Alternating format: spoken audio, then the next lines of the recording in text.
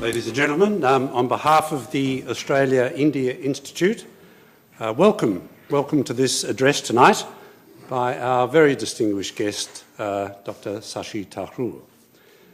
This is one of very many events that's being run by the Australia-India Institute in our job of deepening the engagement and the relationship between Australia and India, and Indians and Australians. I hope you're all regular visitors to our website, and I hope you're all signed up to come to our conference at the end of October, which will be a great event. There's a number of people I'd like in particular to welcome here tonight. I'd like to welcome Dr. Bahara, Mrs. Bahara, if she's here. She's not here. Dr. Bahara is the Consul General for India in Victoria. Welcome to Professor Gareth Evans, Chancellor of the ANU and a Fellow of the India Institute. A number of other people, I see Fellows of the Australia-India Institute. Welcome to you all. I'd like in particular to welcome back to Melbourne, Shashi and Sunanda. We're sorry the weather is not quite conducive to walking through the parks, but it's spring in Melbourne and that's what happens. Dr. Tharoor I think many of you are aware, has been a very distinguished diplomat. He was for a while the Under Secretary General at the United Nations.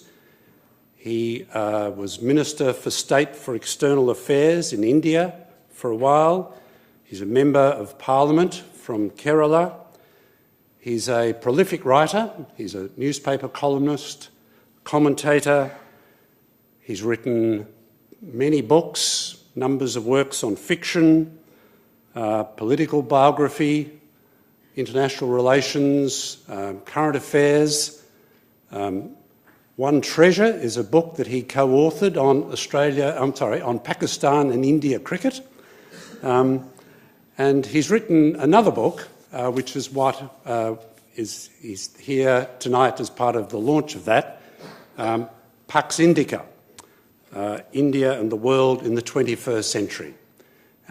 He'll address us tonight for 40 minutes maybe, and then less maybe, and then there'll be a chance for questions and answers, and that'll be conducted by the director of the Institute, Professor Amitabh Mattoo. So on behalf of you all, welcome. Please welcome our distinguished guest tonight, Dr. Tharoor.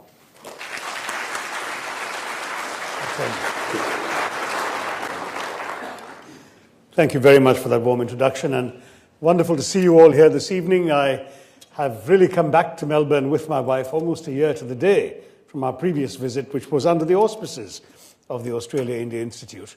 I'm actually here to deliver something called the Garan Oration at tomorrow's conference of the Institute of Public Administration of Australia. And Amitabh very graciously has offered me this opportunity to present my new book to all of you, an audience in Australia interested in India. The title, I think, is the first thing I should talk about. Pax Indica is not meant to evoke Pax Romana or Pax Britannica. There is not a hint of world domination that I'm trying to suggest in the title. Not only is India a particularly unqualified candidate for world domination, I don't really think there is much of a call for any of that. I think we are moving gradually to an era beyond superpowers. I think even the term superpower will be seen as a relic of the second half of the 20th century, perhaps the very beginning of the 21st. We have the one surviving superpower that's clearly getting more and more fatigued with its exercise of global responsibility, and the other rising power in China, which I don't think in its wildest aspirations has any intention of acquiring the sort of capacity that the superpowers had in the second half of the 20th century of affecting events half a world away. I don't think the Chinese are ever going to change a government in Guatemala or Ecuador or whatever. And I think in those circumstances, When I speak of a Pax of any sort, I speak of a peace system of networked cooperative relationships in the 21st century, for which the most appropriate metaphor is probably that of the World Wide Web.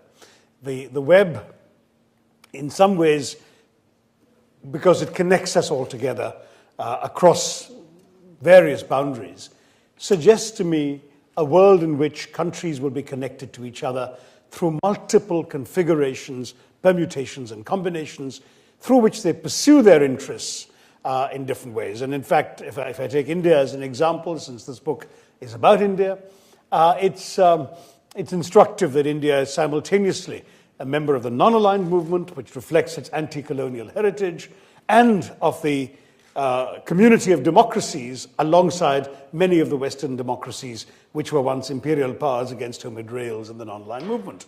Or that it's simultaneously a member of the G77, the global trade union of developing countries, and at the same time that of the G20, which is the global management of the macroeconomic system of the world.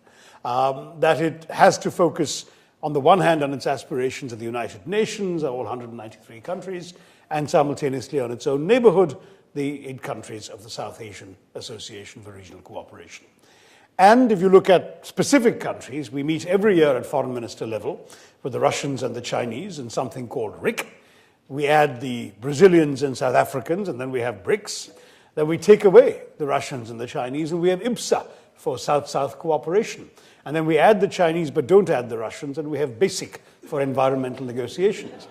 And India is an indispensable member of all of these configurations, not only because its name begins with that vital element in every acronym, a vowel, but because it is of some value to each of these groupings, and it pursues its own interests in cooperation with others. As I said, sometimes there are overlapping memberships, sometimes they're not, but this element of cooperation is the nucleus of the system, of which India, in my view, is a linchpin, not the sole linchpin, that I have dubbed, in this case, Pax Indica. And I've tried through the book to describe India's external orientations, its foreign policy relationships in the second decade of the 21st century from this perspective, but from a couple of other perspectives as well. One is not the perspective of a former UN official or even former minister of foreign affairs, but much more that of a member of parliament from a constituency in India, Thiruvananthapuram, which despite being the capital of Kerala, is in fact 2/3 a rural constituency. And I asked myself, what does foreign policy mean to an ordinary voter there, to a fisherwoman in Thiruvananthapuram? How does foreign policy affect or help her?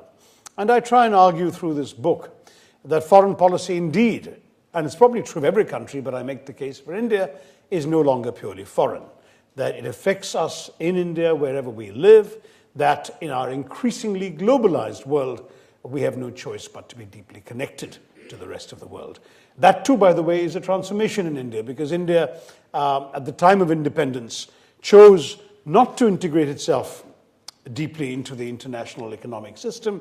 It rather threw up the protectionist barriers and subtracted itself from that system. Why? Because the Indian nationalists were acutely conscious that the British East India Company had come to trade and stayed on to rule. And therefore they were deeply suspicious of international capital. They saw every foreigner with a briefcase as a thin end of a neo-imperial wedge. And the suspicion, because of their historical experience, was that anybody who wanted to trade with you or sell goods to you or invest in you actually really wanted to rule you, which only goes to show that one of the lessons you learn from history is that history can sometimes teach you the wrong lessons. But nonetheless, in 1991, after a first-class financial crisis, we opened up our economy, liberalized it, and began to connect ourselves much more to the international globalized economy. And today India is a very globalized country.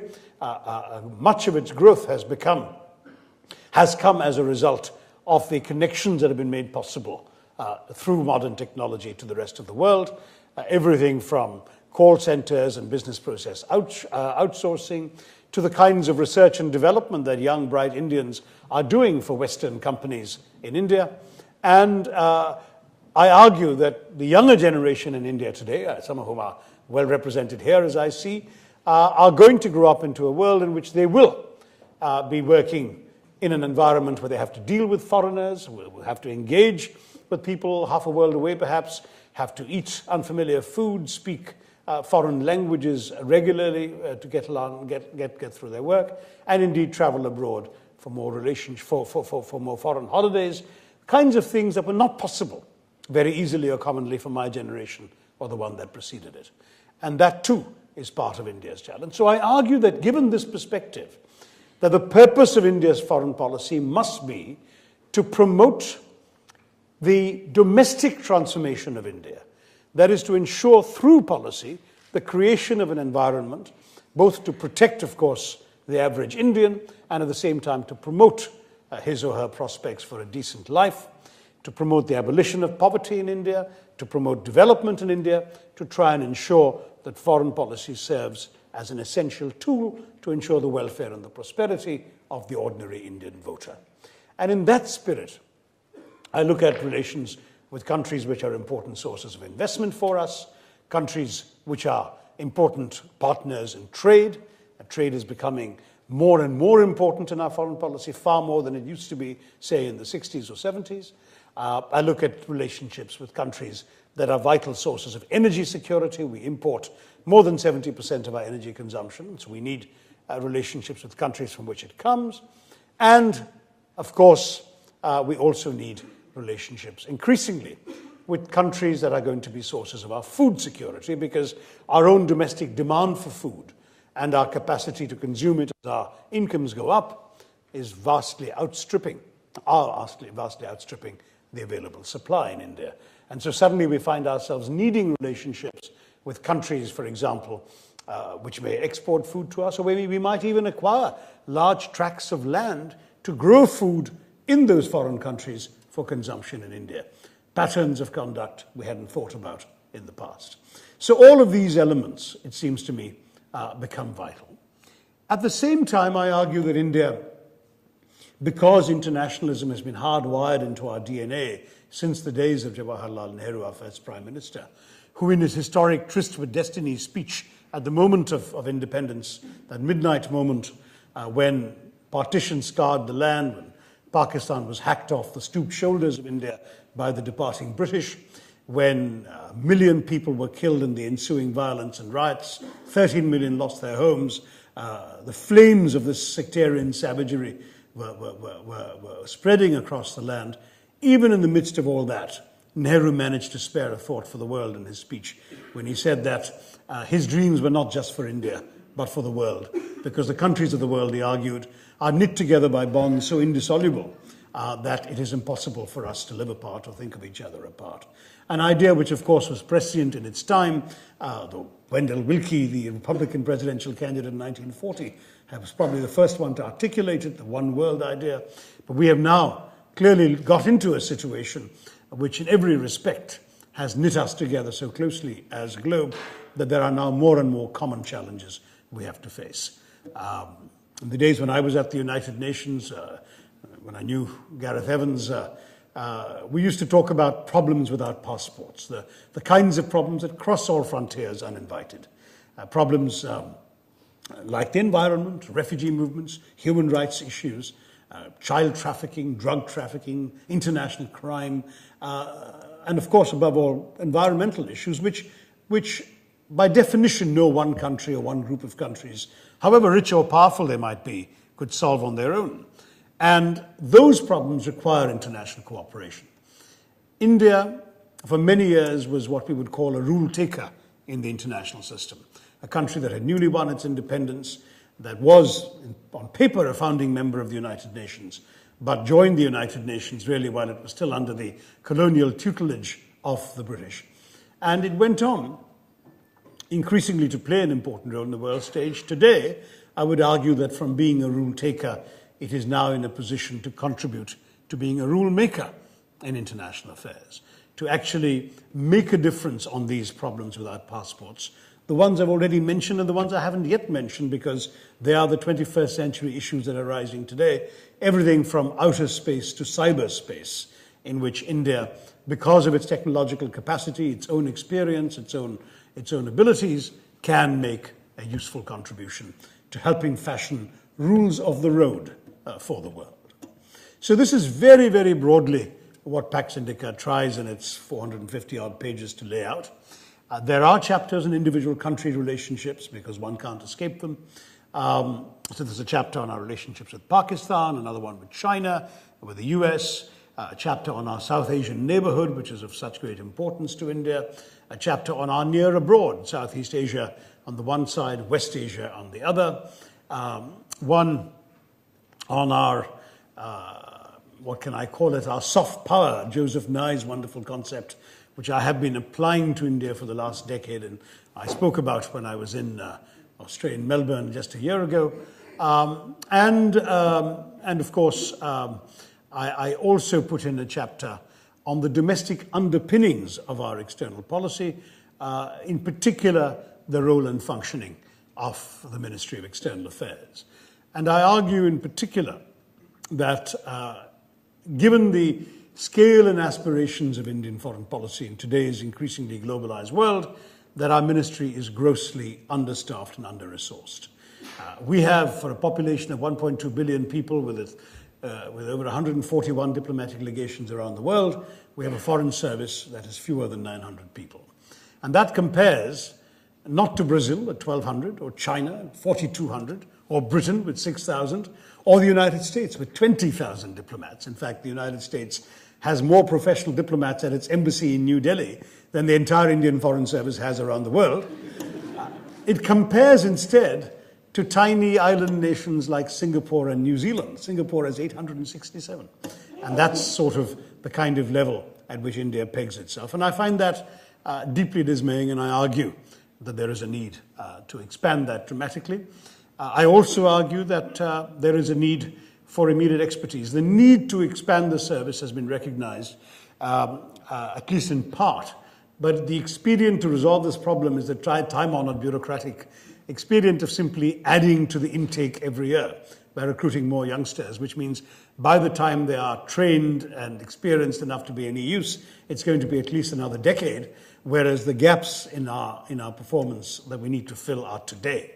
And I argue that, for example, the crippling lack of Spanish speakers or the lack of climate change experts, an increasingly specialized field, or the lack of experts on Baluchistan, or whatever that may be, and there are many other such gaps, can only be filled by going out into the outside world, into other government departments if possible, but otherwise into universities, into the private sector, and finding experts who can be brought in on five-year contracts, 10-year contracts to fill these gaps now. Of course, there's tremendous resistance to that in Dr. Behera's ministry. I have, as a member of the Parliamentary Standing Committee on External Affairs, helped push the idea through, so the ministry is now obliged to take the idea seriously and respond to it. But it is a matter of some concern that a country with our international responsibilities has not done enough in this area. And the third area that I talk about is our training, our external orientations, and our overall resources. But I won't go into too much of nuts and bolts in this talk. As I said, when our respected chairman suggested I'd speak for 40 minutes, I had no desire to do that. What I really wanted to do was to lay out some outlines and then respond to your questions and concerns, because I feel that the most useful contribution I can make here is to engage with you, people living in Australia who are interested in India, and talk to you about what's on your minds rather than what's on mine.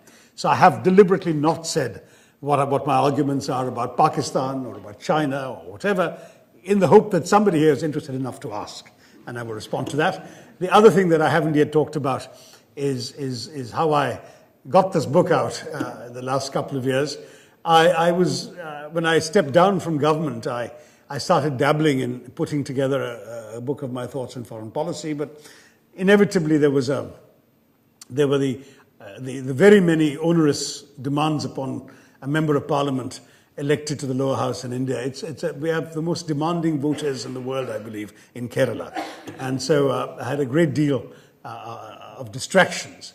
And I was sort of writing a bit and stopping and writing a bit and letting weeks go by. And finally, my wife, Sunanda, who's here today, said to me, "This is nonsense. If you're doing this, do it with a will. I want the book for my birthday."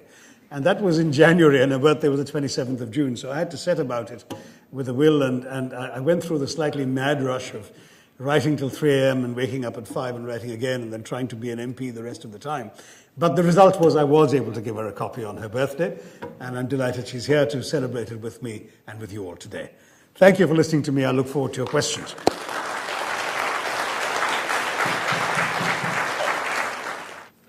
Thanks. Thank you very much, Dr. Tharoor. And now, can we have questions? There are Simone with a microphone here. Okay, the gentleman here. My name is Pradeep Khanna from Sydney. Hi. A question, how different was politics at the UN as compared to politics in India? Very different. Very different. That's probably true, actually, of the UN and any individual country anyway, because the UN is an international environment, and you really have the politics of diplomacy, that is, of countries pursuing their interests. There is also bureaucratic politics amongst the civil servants of the UN, but that is no different from, I think, what you'd see in any country's bureaucracy. But the politics in the classic sense pursued in a national environment is obviously very different. And I found it hugely educative as well as often challenging to be back in India and to find myself, I was talking to a British MP the other day. There was a parliamentary delegation from the House of Commons that had come by. And he was talking about his surgeries. He sees 9 or 10 people a day, and he gives them appointments at 15-minute intervals. And I thought, my God, he should try being an MP in India. When I see my constituents, I see in a 2.5-hour, 3-hour interval, I see about 300 people. And they don't come with appointments. They cluster around my desk, shoving papers under my nose and demanding my services. And that's the way the scale is different. I represent 2 million people in the Thiruvananthapuram Lok Sabha constituency. The average British MP, I think, represents 100,000 people. My victory margin was about that size. So it's a different scale. The nature of the issues that they have come to me for, and then the challenges of actually implementing policies. Parliamentary debate, too, has been very different from anything you do at the UN. Partly because, of course, ours is a very rowdy and raucous parliament. And very often being heard is a challenge, let alone making a compelling point in certain ways. But I found this hugely interesting and in many ways quite rewarding as well. Thanks. Hi, I am Deepak. I'm doing my PhD here. Okay. My question for you is, recently Manmohan Singh opened up the markets for FDI, but there's been widespread opposition. Beyond politics, what do you think is the reason for such an opposition? Because in my thought, I think it's a good thing for India. I agree with you. And not only is it a good thing for India, it's something that is extremely common around the world. Something like 190 countries allow FDI, foreign direct investment in retail, and most of them do so at a level of 100%. And here India's willingness to allow foreign investors to come in at 51% is being resisted. It's a reflection both of our populist politics, our catering to vested interests, and our economic illiteracy. I mean, it's all of the above. There is still lurking in the Indian political system a profound suspicion of foreign capital. I mentioned it in my remarks, but it's still there. We still have an active Communist Party that describes almost any foreign economic relationship as inherently exploitative. And that vocabulary, that language is there in many of the parties. If you look at parties like the Trinamool Congress in Bengal or the Samajwadi Party in UP, these are professedly socialist parties whose DNA is about standing up for the common man, the poor person, etc., and who are profoundly unaware that the policies they're advocating will actually keep poor people poor, and that, in fact, one needs to think beyond the failed economic doctrines of the first 4.5 decades of India's independence to the doctrines that actually succeeded in the last 2 decades. But sadly, that is not where we are. And it's an uphill challenge. Even within the ruling party, there are many elements in the Congress Party who consider this a betrayal of time-honored Congress socialist principles. The Congress Party that rules my state of Kerala, for example, has already announced it will not implement this decision. The government very wisely said it's a national policy, but each state is free to decide whether to permit investors. And the fact is that the fundamental problem also is that our politicians are helped and financed and supported by the very people who feel they have most to fear from foreign direct investment. middlemen, for example, who are the ones who make the biggest profits in our current retail industry. To some degree, there is concern about the mom-and-pop stores, the kirane ki dukan, the corner shops, the fear that they will be drummed out by the Walmarts, which I think is actually not only ill-founded as a fear, but has actually been given the lie by detailed studies that have been conducted in countries similar to India, from China to Thailand. In a country like India, it is almost impossible to imagine the corner storekeeper being done out of business, because Walmart will not be able to set up a huge establishment across the street from him. Walmart will be where they can get land in a congested country like India. It'll probably be outside the city. Families at best will be able to go there once a week or something and stock up in large quantities and come home. When they need daily essentials, they'll still go to the corner shops. So a lot of these fears are not particularly well-founded, but alas, that's what explains the resistance. Okay. Thank you. We'll have Professor Gareth Evans, Natasha Chakku, Professor Arun Sharma, and then I'll announce the next order, and Para Wells, so that we have a little more gender balance here as well. Shashi, I'll ask you for a moment about one of my current preoccupations, which is nuclear disarmament. How comfortable do you feel with current Indian policy, which on the one hand is to invoke regularly the shade of Rajiv Gandhi and say how horrible these inhumane weapons are and how they must be rid from the face of the earth, but on the other hand to be deeply relaxed and comfortable about their continued possession, partly invoking the need to keep up with Pakistan, so you've got a mini arms race now developing, partly because of unstated anxieties, or often stated anxieties, increasingly about China. But really, one suspects it's more about status, prestige, and testosterone than anything else. But what have you got to say about all of that in your current incarnation? I was expecting the Gareth would either ask me about nuclear disarmament or about morality in foreign policy, and we got A rather than B. But anyway, Gareth, I love crossing swords with you on these things. But let me say, first of all, that as far as the nuclear disarmament conviction is concerned, India genuinely believes that the best world would be a nuclear-free world, and that if all those who possess nuclear weapons were prepared to disarm, India would be very happy to join them in doing so. And I know that's an absolutely sincerely held belief. We also have seen, however, that instead of any genuine commitment to disarmament, the existing nuclear powers have preferred a system of nuclear apartheid, where they have created the NPT as sort of the enshrinement of apartheid in international law, where they've said it's okay for us to have it, but you little people of other colors, you shall have to stay away from this dreadful weapon. Only we are responsible enough to have it. And I'm afraid that is simply unacceptable to us. So in principle, we reject the notion that this is a weapon that some are entitled to hold, but others are not. We are very happy with the principle that no one should have this weapon. But if anyone should have it, and if we say, oh, but it's not realistic to expect the Americans to give up their nukes, well, in that case, it's not realistic to expect us to give up our nukes either. The final point is that when it comes to the strategic imperative, we're actually not in an arms race because there is no strong constituency in our government for spending resources on developing nuclear weapons. So we have a very minimal deterrent. According to, I'm not citing any official accessed information, intelligence information, anything like that, but people who study this carefully tell me that Pakistan has at least 4 times the number of nuclear weapons as we have, perhaps 5, and that China has God knows how many dozen times what we have. So we're not credibly building up a race. We are using the possession of nuclear weapons as, at least in theory, a deterrent, that 1 or 2 might be enough to forestall any attempt at nuclear blackmail of us, and that in practice, we don't expect to fight a nuclear war. Now, there are many Indian military people who are very frustrated by this, who want us to have a much more credible nuclear strategic doctrine, and who are also worried about Pakistan's move towards the development of tactical nuclear battlefield weapons, which would be extremely worrying.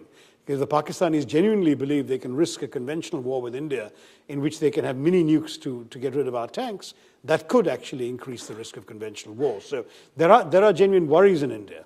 But I'm sorry to say that I don't think, I'm sorry from the point of view of those who care about things like nuclear military doctrine. I don't think India is doing very much about that. In fact, there is more energy behind reiterating the Rajiv Gandhi action plan of 1988 than there is behind seriously developing a nuclear command system, a nuclear strategy, anything like that. But the bottom line does remain, I think, that we are committed to disarmament if everybody else will do it, but as long as any country feels entitled to have nuclear weapons, then we feel we're no less than any of them. Natasha? Mr. Tharoor, my name is Natasha and I'm from PTI. My question to you is, you have been a diplomat, you are a politician, and you have been an author as well. Which role you have enjoyed the most? And do we see your return to MEA in near future? Remember tomorrow's headlines. That's right, PTI. Look, first of all, I see myself as a human being with a number of responses to the world, some of which have manifested in my work, whether for refugees, whether in peacekeeping, whether at the various other responsibilities the UN gave me, and some of which I manifest through my writing. In other words, it's the same person responding to the world in different ways. And I see my writing as a part of my response to what I see around me, just as much as I see my professional work, and now in politics, as a response to the world I see around me. I have always been somebody who has wanted to be engaged. I remember a reviewer in the Washington Post once wrote how much more I might have accomplished as an author if I had given up my day job, as he put it. But the fact is that the day job was, in fact, fundamental to who I am, and the writing is something that equally matters. In fact, on my writing, I often like citing George Bernard Shaw, who said that I write for the same reason a cow gives milk. You know, it's inside me, it's got to come out. That's the only way I know how to express what's inside me. But at the same time, I'd be in real pain if I didn't, as a cow would be if she were not milked. So all of this, therefore, means that both aspects are vital to my sense of who I am. And I have enjoyed some things less and some things more in everything I've done. But of course, writing is, at the end, perhaps the most enduring of it all, because, you know, I'm a former UN Under-Secretary General, I'm a former minister. I one day will be a former MP, I have no doubt about it, but I certainly hope I'll never be a former writer. Yeah, Professor Arun Sharma. Arun Sharma from Queensland University of Technology. Mr. Tharoor, I wanted to ask you to comment on the evolving nature of diplomacy in the age of social media. Sorry, the what nature of diplomacy? Of diplomacy. The what nature? What is it? The evolving nature of diplomacy. Evolving nature, yeah. I'm sorry. In the days of social media. And I'll paraphrase my question by some thoughts here. Given the demographic profile in the West, which is aging, and China is aging even faster, and given where India is a youthful nation, the future of perhaps every Western country is a bit more Indian, because that's where we are going to get the workforce. Now, when this happens, and there's nothing new about migration of this scale, it has happened for centuries, but it is now happening in the age of social media, where you have a very active and vigorous Indian press that feels responsible about how the Indian diaspora is traveling in every country. And the challenges that one faces when one moves to another country in large groups can often be a difficult transition. And we are living in an age where we are sharing each and everything that we do today via social media with people back home. And things are likely to erupt because there is a highly overactive media, and also the media here doesn't know how to react to what is happening there. How do you see the diplomatic forces, both in India and in the West, are going to address some of these new challenges, or if there are any new challenges here? Yes, I'm pleased to say that some of this is actually addressed in my book, Pax Indica, because I talk about public diplomacy and diplomacy through social media. And of course, you know, one should never put these things into print because they'll be out of date within a week of the book's coming out, since there's so much evolving in this area. But first, to address the premise of your question that every country is going to be a little more Indian, it's an interesting premise because, in fact, yes, 65% of our population is under 35. We have 540 million people under 25.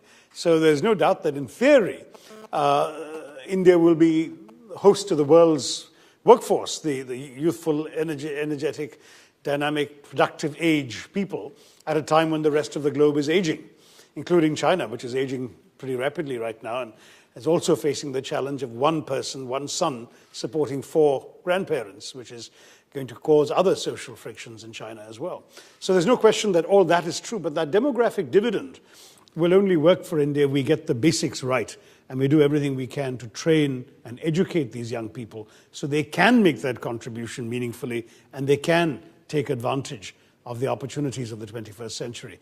And I would be irresponsible to suggest we're doing anything remotely like getting that right just yet. So we first need to do that. Having said that, yes, diplomacy is changing with social media. It's very instructive, for example, that so many countries have now got an active social media process. There are foreign ministers who have their own blogs. Pretty much every foreign minister now is on Twitter. When I went on Twitter, I was almost ridiculed in India. Now, literally, I mean, I have so many foreign minister friends I'm engaging with on Twitter. We've got ambassadors in certain countries being instructed by their foreign officers to go on social media, to have a presence on social media. And even good old India has woken up to this. We have our public diplomacy division now has a Twitter account. Our spokesperson has a Twitter account. And most Indian embassies and consulates, I think, are obliged to have web pages.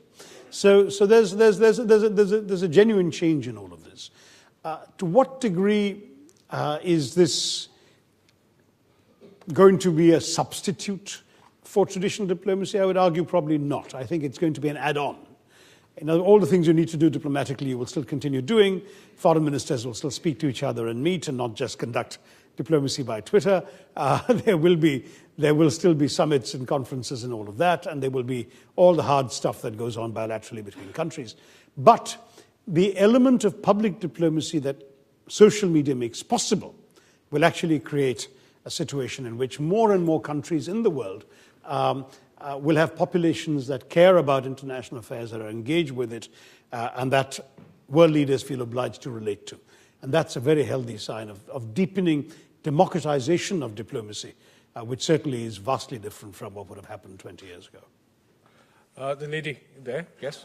Mr. Tharoor, thank you very much for an interesting presentation. Could you please introduce yourself?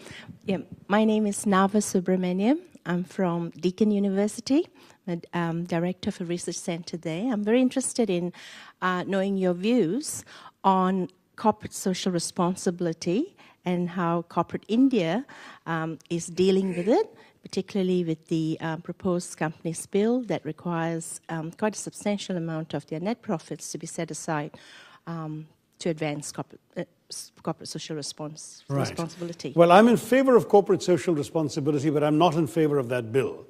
And I'll tell you why. I think corporate social responsibility is sort of the conscience of the company.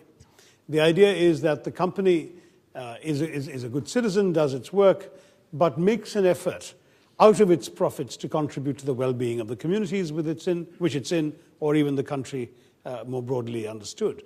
And we, when I was at the United Nations, were very active in something called the Global Compact, which laid out certain important principles, human rights principles, labor standards, environmental principles, and so on, which companies had to uphold as signatories to the Global Compact. And this is something which was complemented then by doing things for people outside the workplace, which is where corporate social responsibility comes in. The problem with this bill is, by mandating it as a matter of law, it does two things. First, in effect, it becomes an additional tax on a company. If a company is serving in your country, it pays its taxes, it has done, in my view, its legal obligations. Thereafter, the joy of corporate social responsibility is that it works voluntarily, that companies do something they don't have to do, but they do it to help people, and they earn goodwill that way. It seems to me they'll earn much less goodwill if they're simply doing it because the law obliges them to do it. And I'm very troubled by the logic of that. It seems to me that what we need to do is encourage companies to do certain things, but not always do it by fiat. Yeah, sorry, Manpreet. How? Because quite simply, the goodwill that is earned, the publicity, the positive feedback is something which some companies enjoy because they do it, and some companies don't because they don't do it. And that's the difference it makes. Now, if they are paying taxes, the taxes can be spent for certain purposes, but they get no credit for that. To do corporate social responsibility by law means that they're in effect spending something because the government has told them to spend it and not otherwise. And I'm not sure that's necessarily very good. I knew you wouldn't ignore me for that much longer. My name is Manpreet. I work with SBS. I'm a broadcaster here. India, we very well know, is a land of paradoxes. I don't need to go about the extremes. We all know about that. what I find hard to fathom is a country that spends so much on its military nuclear programs. You're saying that they don't spend too much in foreign policy, in diplomats, or even engaging within the country. I find it hard to fathom, why does India have such a large space program? Why is traveling to the moon or going to Mars so much more important when the country still doesn't provide water, sanitation, hygiene, health, education in villages? This is an old conundrum, Mantri. The fact is that, every country, and the US is no exception, has not allowed its aspirations, its dreams, to be bogged down by the least pleasant of its realities. In other words, there was still poverty in Appalachia and in Harlem when John F. Kennedy announced a desire to send a man to the moon. And India has always felt that it has a deep obligation to the poorest of its poor to pull them out of poverty, but it also has an obligation to fulfill its potential, the talents of its scientists and its abilities. If you didn't have a space program, a satellite program, and so on, what might you be depriving your own people of? Now, India, for example, has now become one of the top 3 or 4 in the world in satellite technology. Developed countries are coming to India to launch their satellites from India, which is an extraordinary accomplishment for a developing country with the poverty it has. We are one of the world leaders in outer space issues. We have therefore got a special contribution to make to these things at the global level. I find this actually quite reasonable. You say India is spending so much on its military and its space. It's actually not. India has one of the lowest military budgets in the world as a percentage of GDP. It's barely 2% of GDP. Most countries spend double that as a percentage of their GDP on defense. So India is not an excessively wasteful country when it comes to military expenditure. It's a country which has these paradoxes that you talked about. It is a country that will have people hoeing the fields with technology that hasn't changed in 2,000 years, and you'll have people going after the moon as well. That aspiration level is also part of what India is all about. But I think if you reduce everything in a country, and as I said, it's not just India, any country, to its lowest common denominator, you see, you cannot do X until you've done Y, you're hobbling yourself in ways that no country in the world currently permits himself to do. We've really time for only 2 or 3 more. No, I don't mind staying on a bit more. There's so many hands up. Okay, I'll yeah, Para Wells, the gentleman here, Masha Thompson, Ravi Bhatia, and Steve Howard, and 1 or 2 others, and this gentleman here. That's. And we did start later. Yeah. The only thing is that Thank you, Amitabh, and hello, Shashi. Hello, please introduce yourself. Yes, my name is Para Wells, and it's lovely to see you here, Shashi. I like your use of the World Wide Web as a metaphor for global interconnections. We are witnessing a very strange worldwide phenomenon of Islamic protests and attacks on US embassies. They are apparently reacting to an offensive video on YouTube. Could you tell us what you think is really happening and why, and how it has happened so quickly? Yeah, I actually haven't seen the video and don't intend to, but the fact is that there are people who are constantly testing how thin the skin is of those who are prepared to be offended. And I'm afraid we see this in the domestic Indian context as well, and with the Islamic world we've seen it internationally. We saw it first over the Danish cartoons, you remember, a few years ago, 5 or 6 years ago, and we're seeing it now over this video. And, you know, it's all very well for people to say, as I do, that instead of being offended, why don't you just turn it off and not watch it? But the truth is that people find the very existence of an insult to their prophet to be something that they have to object to. And it becomes then a sort of flashpoint, a touchstone that generates other feelings that go beyond the specific object. Obviously, the Western world explains that this is not an officially sponsored video. The State Department and various American embassies have condemned it, have issued statements distancing themselves from it. But that doesn't, in fact, anymore seem relevant to the protesters, who are at some level reacting to the very existence of something, and therefore to the existence of a system that can permit such a something to be made. And that rage manifests itself. It will spend itself before too long, but in the meantime we will have seen some tragic loss of life, as we know, some destruction, some serious damage to perceptions around the world that Huntington was wrong and that we're not condemned to clashes of civilizations. But I'm afraid that this is something we're going to have to live with periodically. Every time somebody desecrates a Quran or makes a film insulting the Prophet or whatever, somebody will use that as a catalyst to set off rage. And I'm afraid there's no way out of this, because Western canons of free speech will ensure there's always room for some idiot to do something like this. And Islamic sensitivities will mean there's always some idiot willing to whip up a mob in protest to it. And the rest of us will watch these two sets of idiots and despair. Well, we are launching your book in Australia, Shashi. There's been a global launch of Salman Rushdie's memoir. Yes. Today, Joseph Anton. But the gentleman here. All right. In relation to Burma. Please identify yourself. All right. In relation to Burma. Please introduce yourself. Okay. I'm Sharon, working at the University of South Australia, Adelaide. In relation to Burma, is it wise to say that economic development is much easier way to win hearts and minds of the people rather than using sanction and forcing the rulers in the arms of those who supports the ruler? So why don't we differentiate between economics and the foreign relations? Foreign relations can go differently, and economic development helps people to. It's a very tough call. It's a very tough call because you can't just look at Burma in isolation. You're asking a question of principle. And the principle about sanctions has always been that sanctions are required in order to make life tougher for the ruling class, the ones who are imposing injustice upon their people. Now, the counter-argument has been used cynically by some and idealistically by others in various cases. You remember that when countries like India advocated sanctions on South Africa, that the Western argument was engagement was the answer. Well, engagement didn't work for many decades, and it was only when two sets of sanctions, the sporting sanctions that affected the national honor of South African whites, and then the financial sanctions that made the capitalists in Johannesburg unable to raise any money on international markets. It's only when those two sanctions began to bite that South Africa finally began to relax the iron grip of apartheid on its black and colored peoples. So one could argue sanctions worked in South Africa.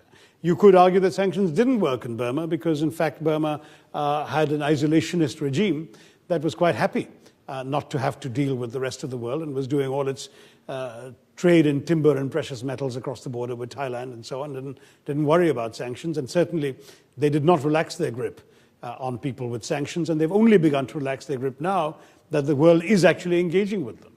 So there are examples, I'm afraid, on both sides of this debate. The only answer I can give you is that you will have to look at everything on a case-by-case basis, look at what works in a particular situation, what has worked or has not worked, see whether you've tried one approach and tried the other. There are sanctions, I remember the sanctions on Serbia, for example, caused enormous havoc to ordinary people, but the regime was left relatively untouched because they were able to corner enough for themselves to be able to continue while old-age pensioners were committing suicide because their life savings could no longer buy a loaf of bread with the inflation that sanctions brought into Serbia. So you just cannot give a one-size-fits-all answer on sanctions. Marsha Thompson, State Member of Parliament. How are you, Shashi? It's good to see you again. Good to see you again. My question goes back to your issue about whether India is getting the basics right. And given a rising middle class in India and a very youthful one, what are the basics that India needs to get right? Good luck solving that in 5 seconds or 10 or 20 years perhaps. But I guess my issue is, given aspirational determinants around the globe are changing with multimedia and social media, it's also occurring in India. And so there will be a demand to expect more from government, from business and general outcomes. What happens if India gets it wrong to the community and that active democracy that is India, and how do you get it right? Right. Well, Marsha, the thing is that We need to get everything right. I mean, what one might call the hardware of development, the ports, the roads, the railways, the infrastructure, all of that, as well as the software of development, the human capital without which there is no real development. And that includes principally doing things like education, training, because not everybody is going to come out with a college degree, and if they did, they wouldn't have jobs. We actually are facing today a nationwide shortage of masons, for example. We don't have enough masons. We don't have enough plumbers. We have a civilizational tradition that a plumber or a carpenter or a cobbler or whatever learns his profession from his father or his uncle. There is no nationwide system of vocational training, for example. So if you have the talent to do that, you have no real way of apprenticing yourself to somebody who will teach you. This sort of thing becomes a real problem.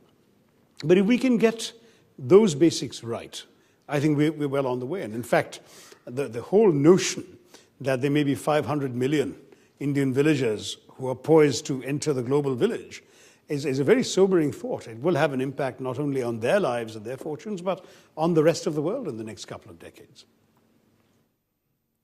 Ravi Bhatia, and then this gentleman. Hi, Ravi Bhatia. Shashi, you've addressed a number of questions with in-depth answers and sought to address lots of misconceptions, be it India's nuclear policy or be it India's armament spending. Thank you for that. Now, considering that you are an effective communicator, why wouldn't you consider being India's Prime Minister? I'm not sure that... That's a loaded question. I'm not sure that the premise of your question... I'm not sure the premise of your question stands up. First of all, is it up to any individual to consider such a thing? Or is it up to the party? Secondly, is it up to any effective communicator to get into government? In our country, we have actually set very little store by communication as an aspect of political leadership.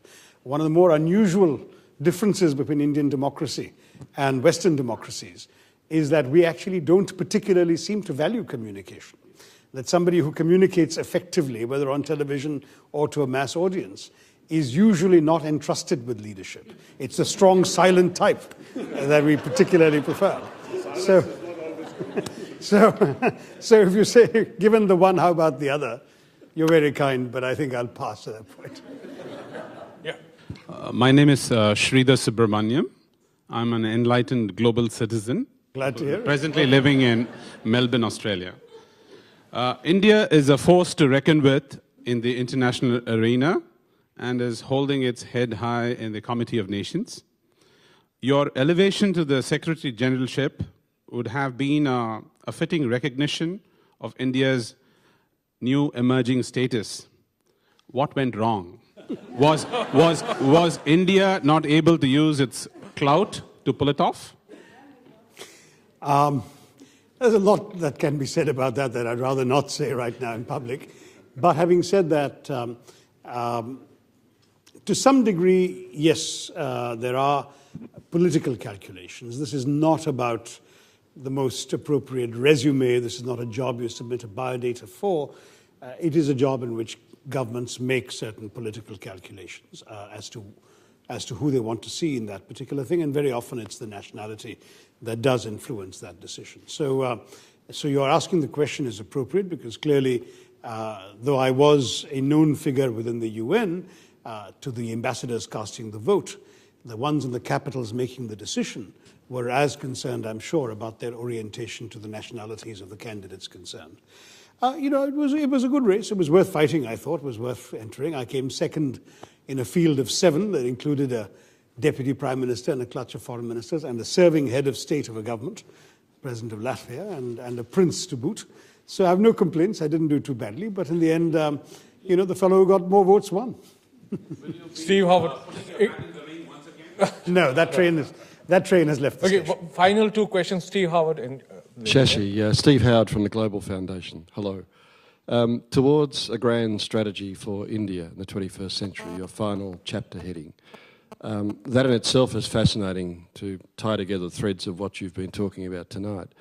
But it's also interesting because many of us here in Australia are thinking and talking about Australia in the same terms at the moment. An Australian grand strategy which is built around being global in the first instance, particularly around the G20, as a strategic decision-making body rather than a management agency, incidentally. You haven't mentioned Australia, I think, only perhaps in passing. What's the point of intersection between India's potential grand strategy and Australia's grand strategy for the 21st century? A tough one, because neither country seems to impinge as much on the other's consciousness, politically or diplomatically, as it might otherwise have done, to make the question easy to answer. Right now, the two countries have overcome the one recent setback in their relationship, which was the mass hysteria in the Indian media about assaults on Indians in cities like Melbourne and Sydney. And now that that's subsided, we've gone back to thinking of Australia as this wonderful country we like playing cricket with. There's no real other issue that bedevils our relationship. We've had a fair number of visitors from the Australian government to India, to Delhi in recent years. The Prime Minister is coming again next month. She's been there before.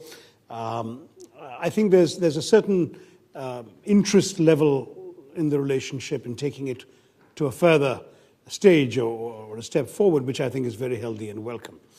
In addition to that, you've got trade potential, which is not inconsiderable. You've got investment potential in both directions, but certainly, I mean, I see a friend from Invest Victoria right here, and the fact is that there are Indian companies coming in the IT field. There are Indian mining majors looking with great interest at Australia because of the huge political hassles attendant upon mining in India, and so on. So there is greater potential for India to invest in Australia. And strategically, there have been one or two naval exercises which haven't continued. It was suggested at one point that Australia wasn't very keen on continuing them. So maybe that again suggests that there are some limitations to the level of interest that exists. But I would argue that the potential is very much there. And we start off with the given that there is no real problem dividing us. We broadly have the same orientations towards the world and towards Asia. And we could well find ourselves intersecting initially in Southeast Asia, where there are emerging groupings and formulations in which we could play a common part. But beyond that, it's difficult for me to suggest that a major element of either country's grand strategy would yet be the other. But it could become, and we need to work on it. One final, and you'll have to really make it quick because we Absolutely. Good evening, Dr. Tharoor. My name is Shireen. I'm of the general public.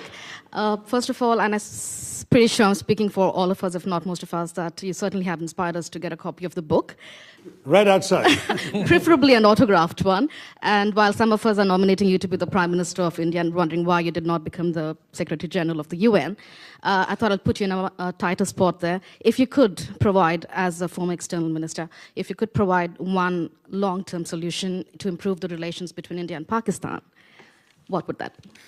Well, I mean, as an Indian, there are limitations to anything that I could accomplish, because the problem with Pakistan, in my view, and I argue this at great length in the book, is that the difficulties between our two countries lie in the nature of the Pakistani state itself. You know, in India, the state has an army. In Pakistan, the army has a state. They've ruled it for the majority of the years of its existence, and that's a paraphrase of Voltaire on Prussia before anyone accuses me of plagiarism. But they've ruled it for a majority of the years of its existence, and they have controlled it when they've not been directly ruling by telling the government how far it could go, what sort of red lines the government could not cross, and so on. And no civilian government to date has served an entire term in Pakistan. They've always been turfed out of office when the military deemed it necessary to do so. On top of that, you don't join the army in Pakistan to defend the country, you join the army to run the country. Not just run the government, but as Ayesha Siddiqui has described in a remarkable book a few years ago, the Pakistani army controls everything from real estate transactions, petrol pumps, import-export trade, universities and think tanks, they're everywhere. And as a result, the Pakistani military controls a larger share of its own country's GDP and its own country's government budget than any army in the world does of any other country. How do you justify this disproportionate dominance of your society? By manufacturing threats on your borders. So the Pakistani military, for its own survival and its own continued domination of Pakistan, direct or indirect, requires problems on the Indian side and on the Afghan side of the border. And this has been, sadly, the reality of India. So India has a a different perspective. India's perspective is there's nothing Pakistan has that we want. So the notion of an Indian threat is a joke because we don't have anything to threaten them for. What we want is basically to be allowed to get on with our business of development, of solving our problems and so on. And we want to avoid having a hostile neighbor because we know that if things go out of control, investors are not going to come into a war zone. We want to remain an attractive country for investment and trade and so on. Given that, what do we want? We need to pursue peace. And I argue in the book that we need to have a realistic case for peace. We know that we talk to the civilian government doesn't get very far. When Vajpayee took the bus across the border to Pakistan, a few months later we were rewarded with a Kargil infiltration, which led to our last war with them, 1999. When Manmohan Singh had extensive talks with President Musharraf and then with President Zardari, including the famous back-channel talks that began imagining the unimaginable, a peace settlement on Kashmir, what happened? We were given 26/11, the monstrous attack on Mumbai by Pakistani trained, financed, equipped and directed terrorists who killed 188 Indians in the commercial capital of the country. So I'm afraid we know that trying to make diplomatic peace with the government of the day does not buy us real peace with the elements in Pakistan that want to do us harm. The fact is that Pakistan may not anymore control some of these characters. You know, the old legend of Frankenstein's monster, once the monster has been built, he may escape the control of his creators, and that seems to be happening. But given that, there are limitations to how much we can do through the kinds of diplomacy we've attempted. I nonetheless argue that we need to be generous. We need to open up our markets, for example. And I'll tell you why. When 26/11 happened, for example, India shut down essentially everything with Pakistan, diplomatic contacts, trade relationships, everything. No one in Pakistan had anything to lose. Nobody had a stake in India. So I say, let's open up our markets to them.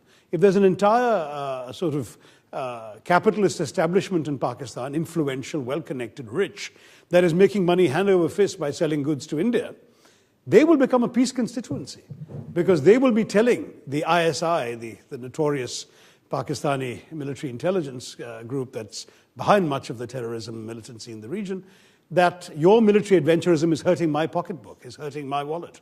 And they will become a constituency for peace, in my view, if we encourage the creation of such a constituency. So my argument is very much not a candlelight at Wagah border kind of argument. I have no illusions about Pakistan, but it's an argument for peace in our interest and for doing it by helping create a peace constituency across the border. So that is something they'll have to do, not us. Ladies and gentlemen, please join me in thanking Dr. Tharoor.